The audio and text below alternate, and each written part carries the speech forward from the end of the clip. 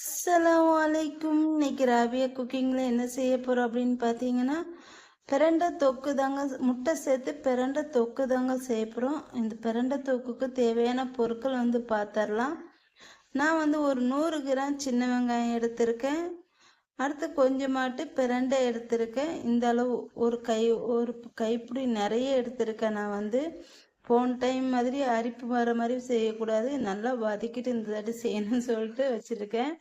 நல்லா தோல் எடுத்துட்டு இந்த மாதிரி சின்ன சின்னதாக கட் பண்ணி எடுத்துக்கோங்க. அடுத்து 2 முட்டை எடுத்துக்கோங்க.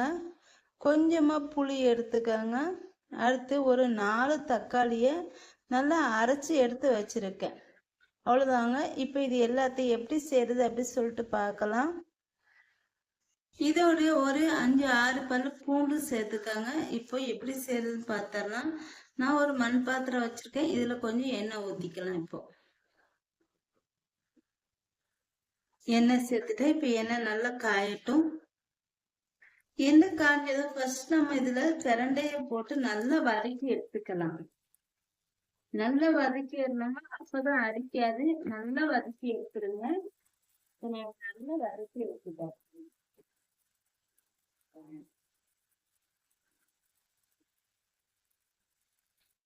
பிரண்டை இந்த அளவுக்கு நல்லா வதங்கிடுச்சு. இப்ப இந்த பிரண்டையை எடுத்து வச்சுக்கலாம்.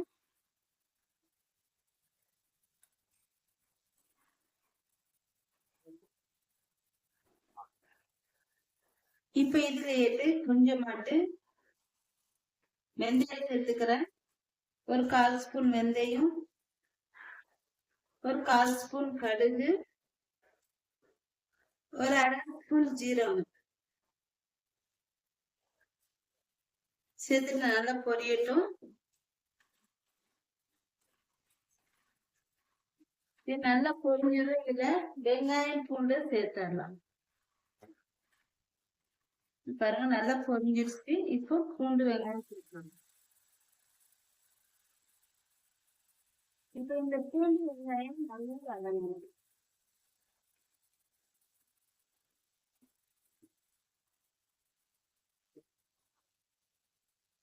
இப்ப இந்த வெங்காயம் நல்லா வதங்கிடுச்சு. இப்ப இதுலனா அரைச்சு வச்சிருக்க தக்காளி 2 ஊற்றிடுறேன்.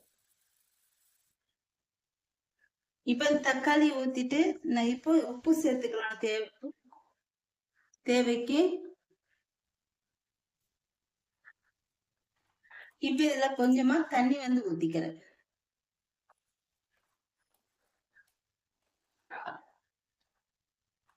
இப்ப இது நல்லா பச்சை வாசனை போக நல்லா கொதிக்கணும். இந்த குழம்பு அதுக்குள்ளேயும் நம்ம இதுல பிரண்டையும் சேர்த்துடலாம்.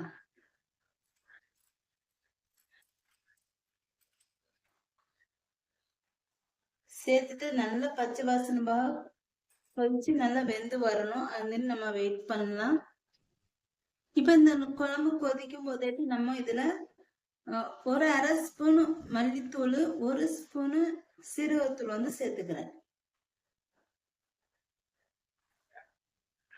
நான் 2 சேர்த்து வச்சிருக்கனால அப்படியே ஒரு இதே போட்டுறேன்.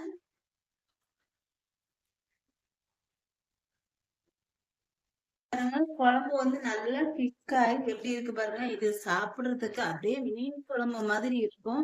மீன் தாங்க இதுல சேர்க்கல, ஆனா சூப்பரா டேஸ்ட் ரொம்பவே நல்லா இருக்கும். இது இப்ப இது இல்லாம முட்டையை உடைச்சு ஊத்திடலாம்.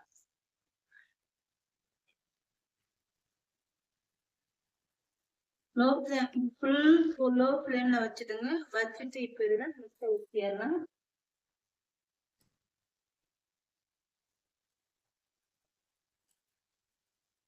முட்டை கலங்கிடாம ஊத்துங்க.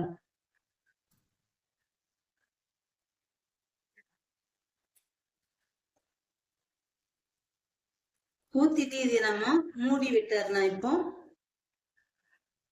இது மண் சட்டினால நல்லா சீக்கிரம் பிடிக்கும். அதனால நம்ம என்ன செய்யணும், பிடிக்கணும். இந்த முட்டை சேர்த்தோன்னா பிடிக்கும். அதுக்காண்டி நம்ம லோ ஃப்ளேம்ல வச்சுட்டு நம்ம இதை மூடி வச்சிடலாம்.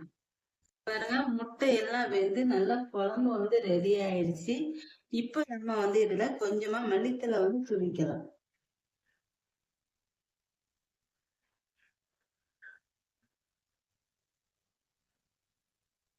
அவ்வளவுதாங்க, சூப்பரான முட்டை பிரண்டை தொக்கு வந்து ரெடி ஆயிடுச்சு. இப்போ இதை நம்ம இறக்கிடலாம். முட்டை பிரண்டை தொக்கு வந்து ரெடி ஆயிடுச்சுங்க. என்னோட இந்த வீடியோ உங்களுக்கு பிடிச்சிருந்தா லைக் அண்ட் கமெண்ட் ஷேர் பண்ணிக்கோங்க. என்னோட சேனலை மறக்காம சப்ஸ்கிரைப் பண்ணி வச்சுக்கோங்க.